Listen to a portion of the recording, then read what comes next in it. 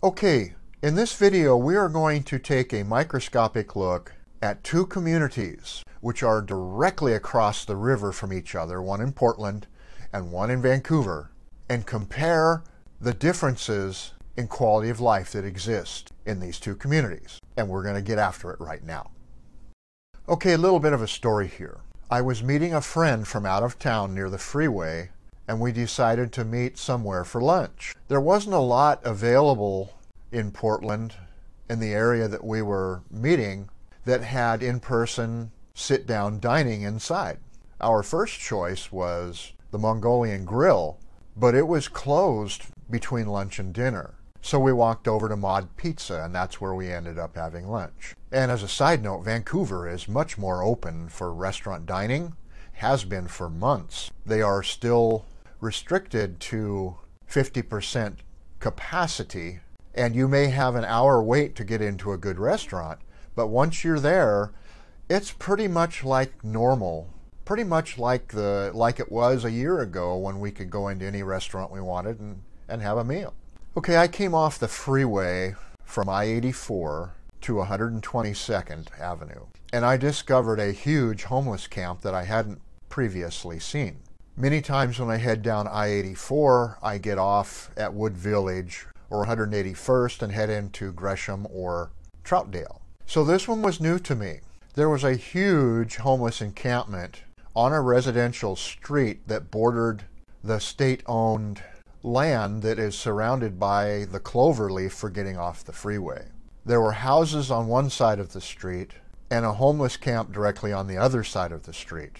And parked on the street were cars, trailers, and motorhomes. And in the grass area were many tents. Many of these had wood stoves with smoke coming out the top. Reminded me of some of the time I've spent in Eastern Oregon and in elk camp. But unfortunately, this is the closest thing that these people have to a home.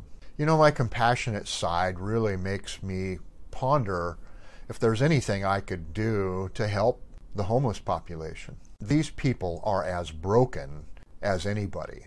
And statistics say that veterans make up about 10% of the homeless population. And this is really sad that people that defended our country have come back and probably with mental disorders, PTSD, and so on, and are homeless and living in a tent.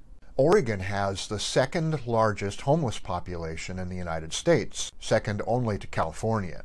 And statistics show that this population is growing fast. I think it's partially due to the fact that Portland is not a particularly affordable town to buy a home in as compared to many towns in the United States. Although as the West Coast goes, it is the most affordable. Seattle is almost double our median home price, and most of the big cities in California are 3 to 4 times the median home price of Portland.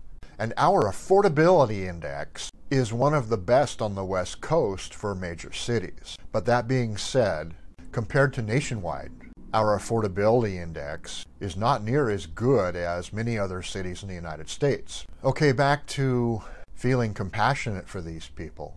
My logical side takes over and says, just giving them socks or gloves might make me feel better, but ultimately would make little difference in their lives. These people typically don't have laundry service available, and so they wear clothes until they are filthy dirty and then they just throw them away. Then I think about all the stories on the Nextdoor app complaining of catalytic converters being stolen off cars, cars being stolen, car break-ins, boat thefts, things stolen out of yards. And how would I feel living literally across the street from this? So putting aside my thoughts on helping these people and solve a problem that the city of Portland seems helpless to solve, my thoughts shift to people living in homes directly across the street. And where would I feel good about helping people locate that would offer a high degree of safety and desirability to live? Me and buyer's remorse do not mix. I desire every client that I touch to have an awesome experience as they settle into their new homes. And I don't want them months or years later deciding that they made a mistake buying the home they bought. unless it's a change in lifestyle or situation, such as retiring, or they need more room because they had a bunch of kids. So as I was thinking to myself, self, how would you like living here? My eyes lifted up and I looked directly north across the river, and slightly to the right, to the east, I saw a hill with a bunch of houses on it, and I know that to be Camas. So what's directly across the river? And I estimated that to be the Cascade Park neighborhood in Vancouver. You know, one thing that I have realized is that the streets, the numbered streets in Portland and Vancouver, line up with one another. I was on 122nd, and directly across the river is 122nd in Vancouver. You know, the Oregon side of the Columbia River is quite industrial.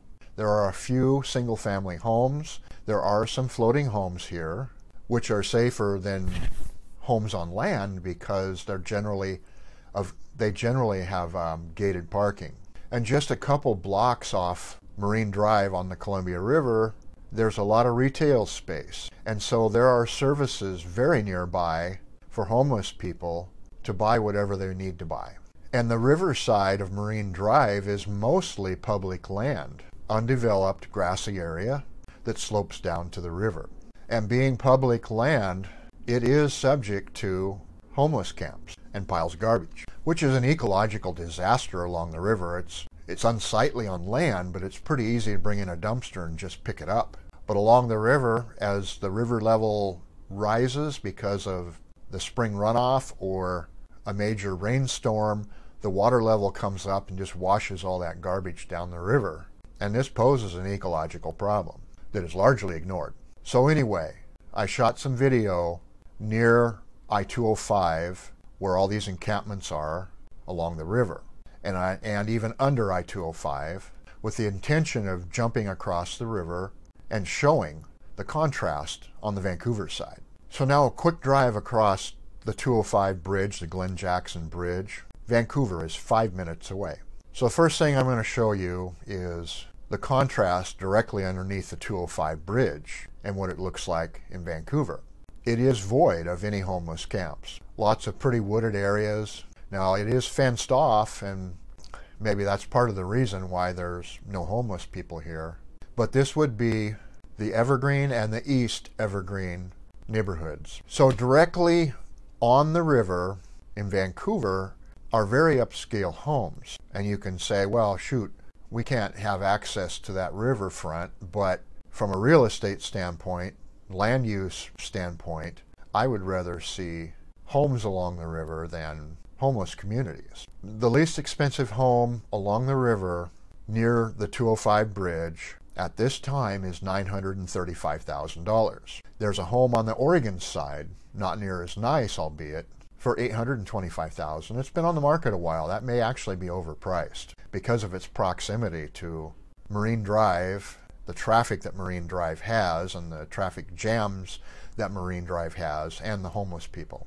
The most expensive home on the market in this area right now is $3.295 million.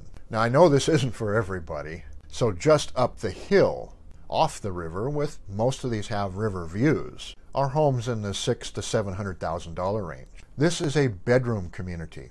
There are no services or stores for about 3 miles, not appealing to homeless living. So let's jump off the river a little bit and cross SR 14 and get into the more median home price neighborhoods. First of all, SR 14 has no homeless camps along it. But as we go over SR 14 and into the neighborhoods, these would be the Wildwood neighborhood and the River Ridge neighborhood.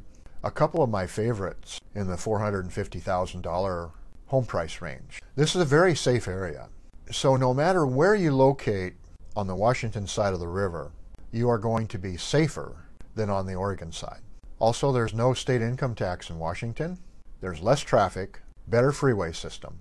There's more open space, almost no homeless. You're 5 to 10 minutes from the Portland airport.